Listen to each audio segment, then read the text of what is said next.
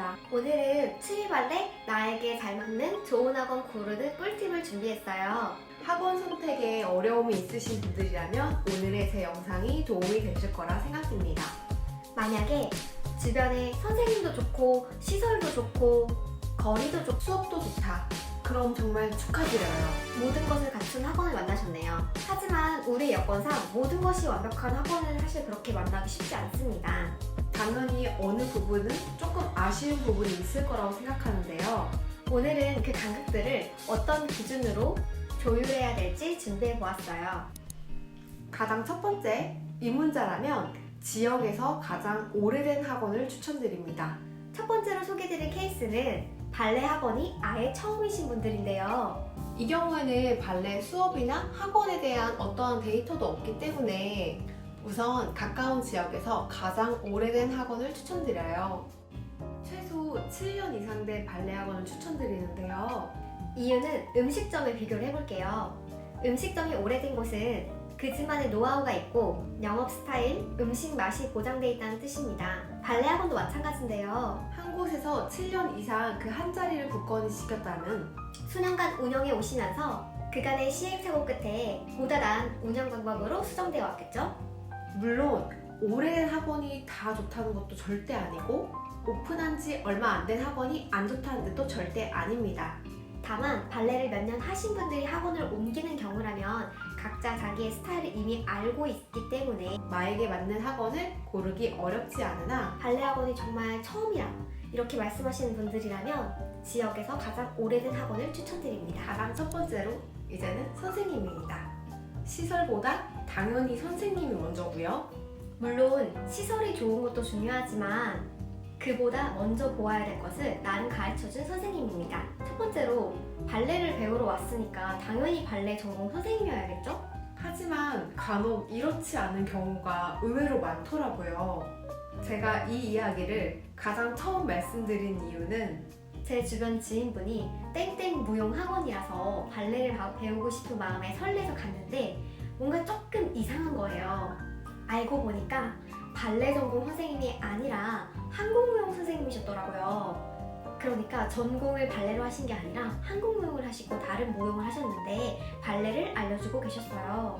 큰 틀 안에서 발레와 한국무용, 현대무용 등 다 같은 무용 범위는 맞지만 어디까지나 다른 예술이기 때문에 티칭이나 많은 부분에서 차이가 분명히 존재합니다. 이거는 발레뿐만 아니라 다른 악기를 배울 때도 마찬가지인 것 같아요.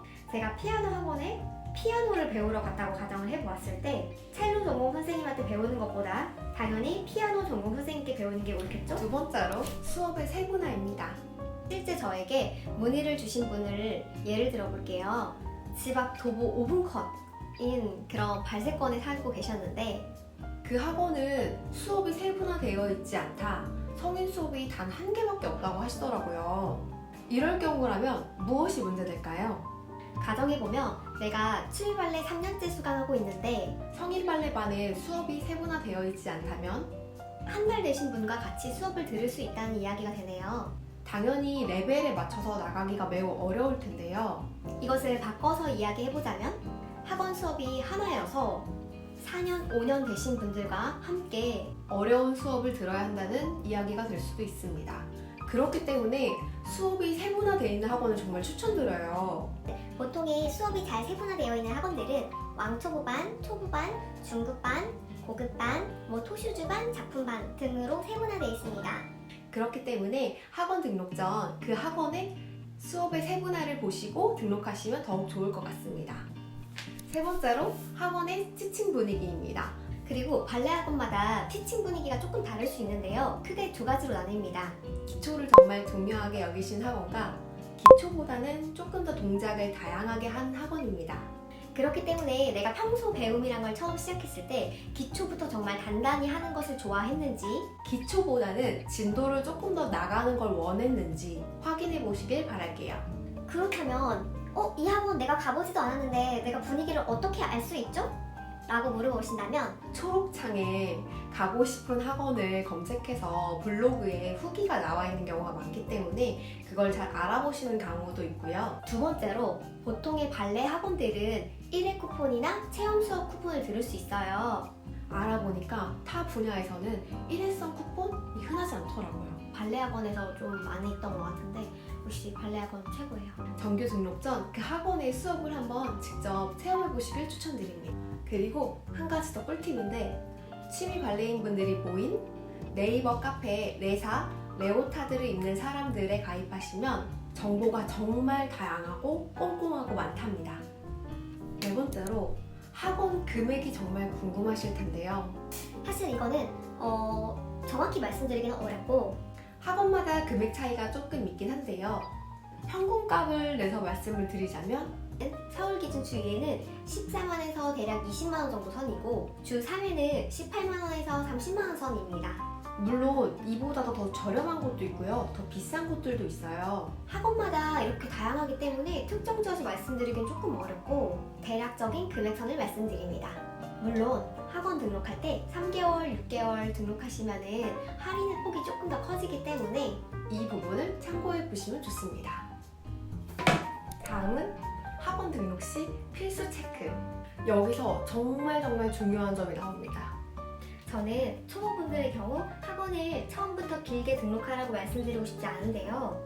이유는 취미 발레인 분들의 대부분이 학생분들이나 직장인분들이실 텐데요.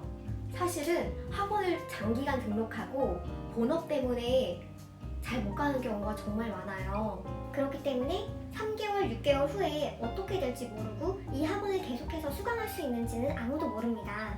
물론 또 다녀보니까 이 학원이 나에게 조금 안 맞을 수도 있어요. 그렇기 때문에 일단 한두 달 먼저 다녀보시고 내 스케줄과 내 생활에서 충분히 소화 가능하다, 꾸준히 다니고 싶다라는 생각이 드실 때 3개월, 6개월 장기간 수강하시기를 추천드려요. 그래서 기존 학원을 교체하시는 오래 다니시는 분들을 제외하고는 초보분들의 경우 처음부터 장기간 수강을 등록하시는 걸 저는 추천드리지 않습니다. 다음은 보강이 가능한지 체크하는 건데요. 이 보강 부분이 정말 중요합니다. 성인 발레 분들은 사실 수업을 각자의 본업이 있기 때문에 100% 참석하기는 조금 어려워요. 그렇기 때문에 학원 등록 전 학원의 보강 시스템을 미리 체크해 보시길 추천드립니다. 보통 학원들이 월 1회, 2회 제한하고 있는데요. 물론 보통의 경우들이 이런 경우들이 많지만 제가 현재 다니고 있는 두 학원은 보강 시스템이 잘 되어 있어서 보강이 제한 없이 가능합니다. 물론 미리 말씀드려서 당연히 보강을 진행하는 것이고 보강 들어갈 수업의 인원이 마감되지 않았을 때 가능했습니다. 발레 학원의 경우 지역 화폐를 이용해서 결제하면 조금 더 저렴하게 가능한데요. 그리고 학원마다 이벤트 하는 경우가 많으니 이 경우에 등록하시면 당연히 할인율이 커지겠죠? 이렇게 오늘은 취미 발레 좋은 학원 고르는 꿀팁을 알려드렸어요. 학원 선택에 고민이 있으신 분들은 오늘의 제 영상에 도움이 되셨으면 좋겠습니다. 궁금하신 점은 댓글 주시면 제가 아는 선에서 꼼꼼하게 알려드리겠습니다. 그럼 다음